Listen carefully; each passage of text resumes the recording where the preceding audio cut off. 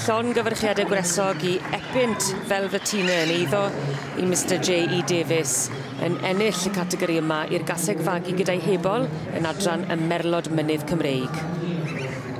Felly, y dosbarth i'r rhai 8 oed ac yn hyn. Y teulu Davies yn reit gyfarwydd â llwyddiant yn y sioe yma yn y gorffennol yn hen frydfa. Ddim yn byw yn bell iawn o'r safle yma yn Llanafan, ond yn hen law ar fagu a dangos.